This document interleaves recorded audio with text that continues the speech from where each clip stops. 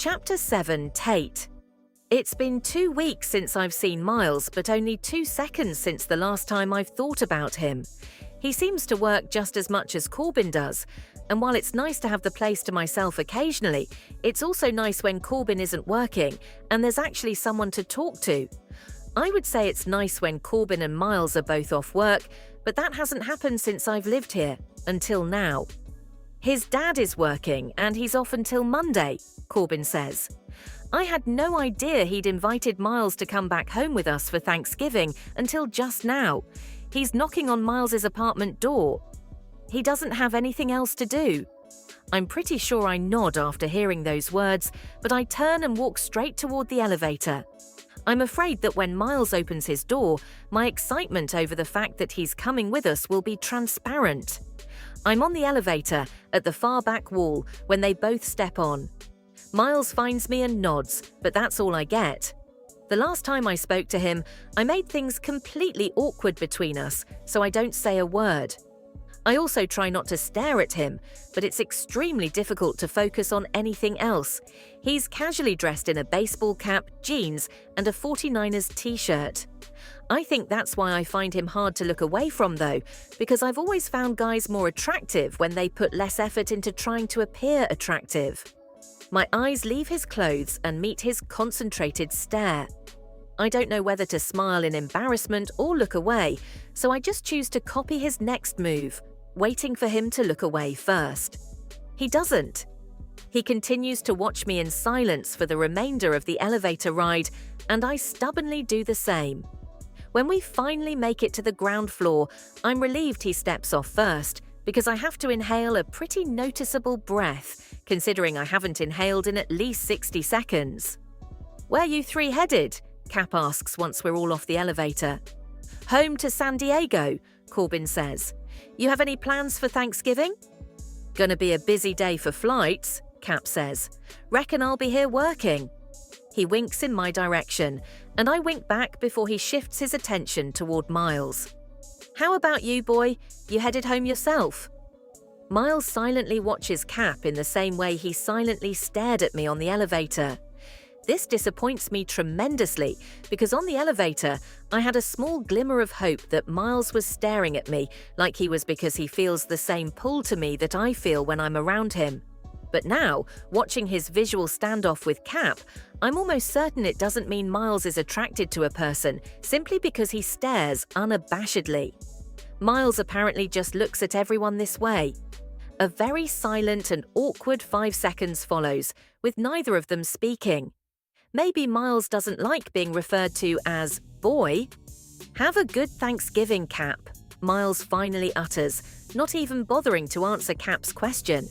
He turns and begins walking through the lobby with Corbin. I look at Cap and shrug my shoulders.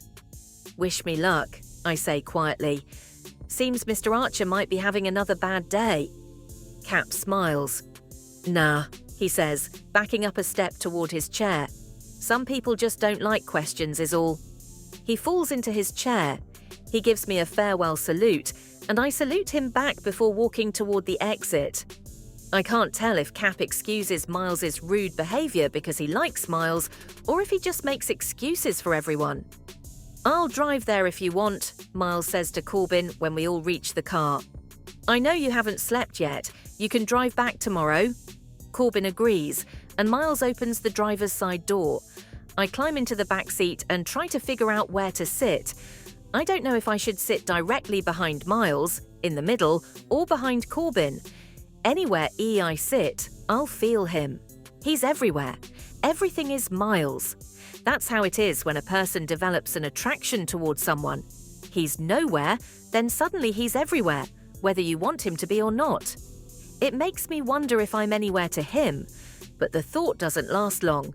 I can tell when a guy's attracted to me, and Miles definitely does not fall into that category, which is why I need to figure out how to stop whatever this is I feel when I'm around him. The last thing I want right now is a silly crush on a guy when I've barely got time to focus on both work and school. I pull a paperback out of my purse and begin to read. Miles turns on the radio, and Corbin lays his seat back and kicks his feet up on the dash.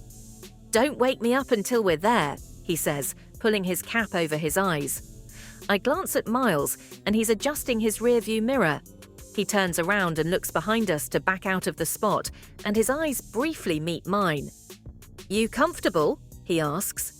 He turns around before getting my answer and puts the car in drive, then glances at me in the rearview mirror. "Yep," I say. I make sure to tack a smile onto the end of that word.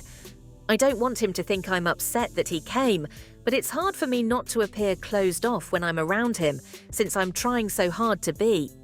He looks straight ahead, and I look back down at my book.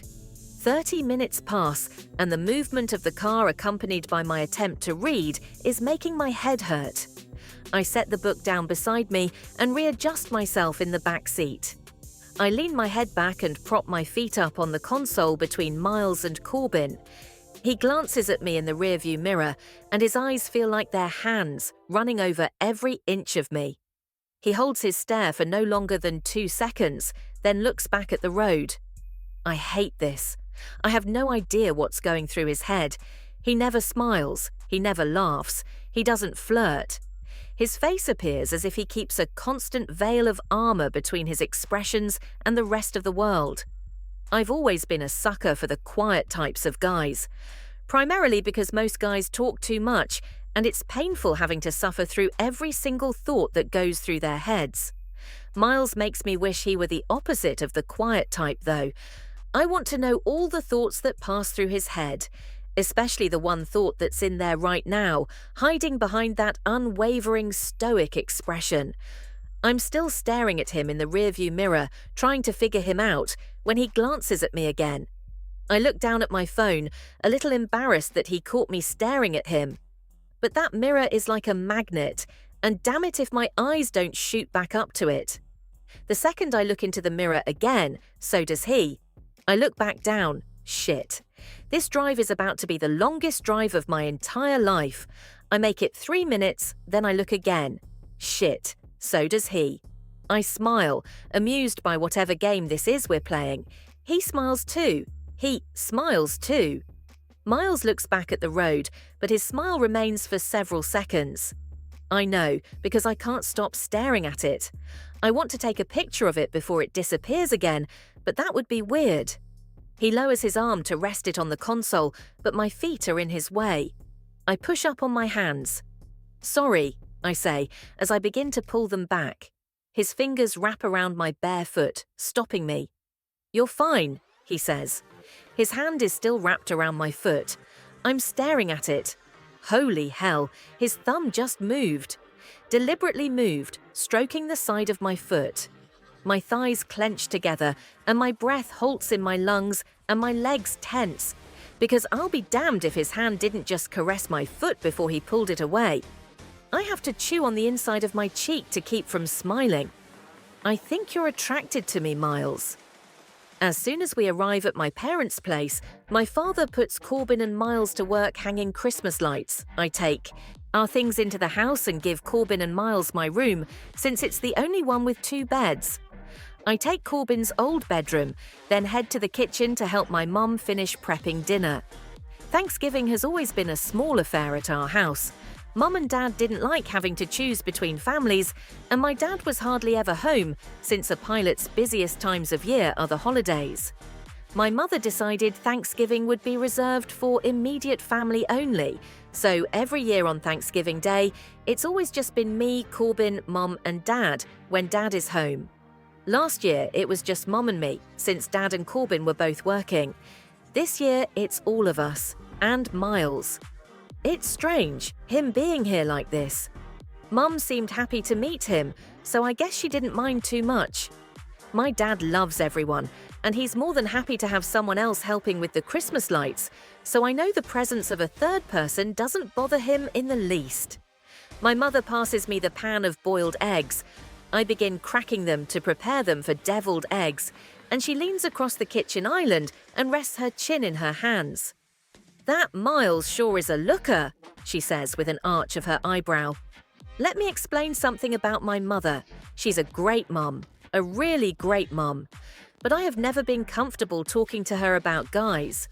It started when I was 12 and I got my first period. She was so excited she called 3 of her friends to tell them before she even explained what the hell was happening to me. I learned pretty early on that secrets aren't secrets once they reach her ears. He's not bad, I say, completely lying. I'm absolutely lying because he is a looker.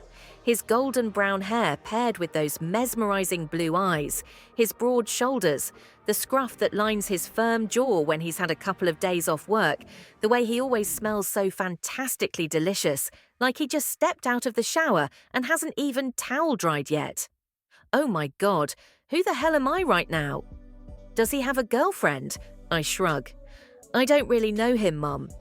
I take the pan to the sink and run water over the eggs to loosen the shells. How is Dad liking retirement? I ask, attempting to change the subject. My mother grins. It's a knowing grin, and I absolutely hate it. I guess I never have to tell her anything because she's my mum. She already knows. I blush, then turn around and finish cracking the damn eggs. To be continued.